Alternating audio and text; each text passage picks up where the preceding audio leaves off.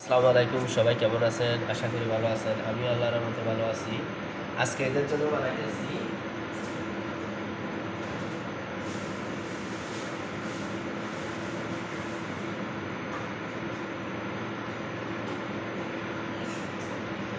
এদের জন্য বানাবো ওই ফার্স্টটা টুনা বলতে এগুলো মাছ, এগুলো বানাবো। আর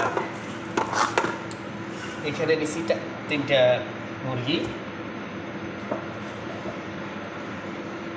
দিলাম আদা রসুন পেস্ট, ধনিয়া, সবগুলো মিক্স করছি।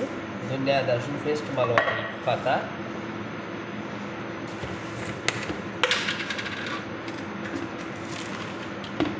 দিলাম লবণ, স্বাদ মতো লবণ,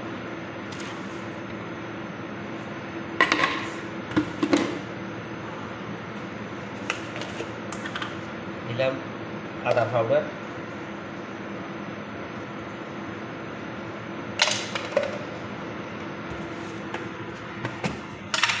দিলাম দারচিনি পাউডার 1 চামচ, দিলাম মরিচের গুঁড়ো 1 চামচ,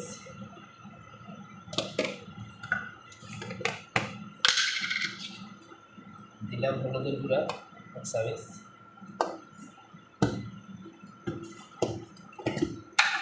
দিলাম দারচিনি কালামরিচ, গোলমরিচের পাউডার,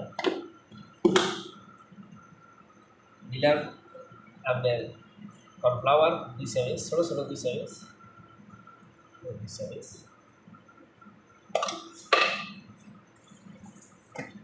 দিলাম কারি মশলা 1 চামচ,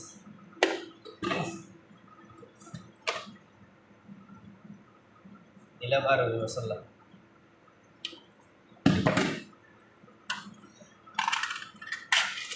দেবো একটা টক দই, লেবুর পানি, দিলাম 2টা লেবু, মিক্স করতেছি।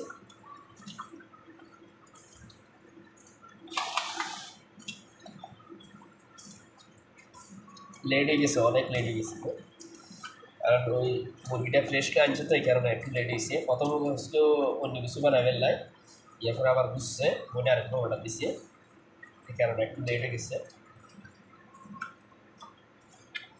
নটার উপরে বাজে।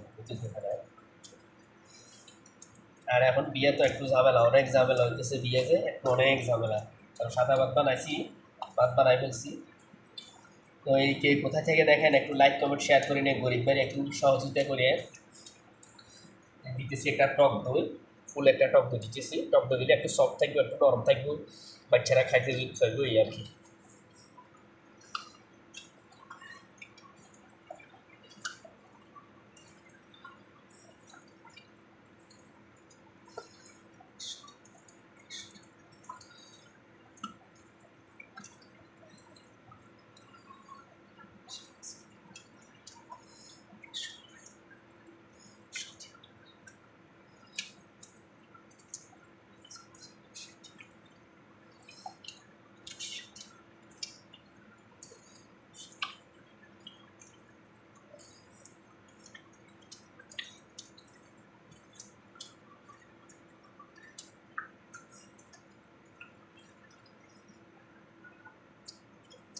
সবগুলো হয়ে গেছে আমার, একটু লবণ লাগবে।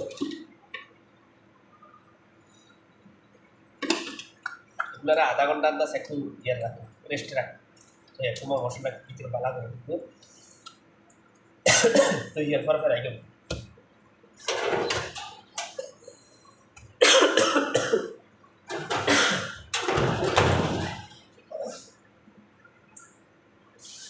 আলু ফ্রাই করবো, আলুগুলো নিছি, আলু ফ্রাই করবো বাচ্চাগুলো।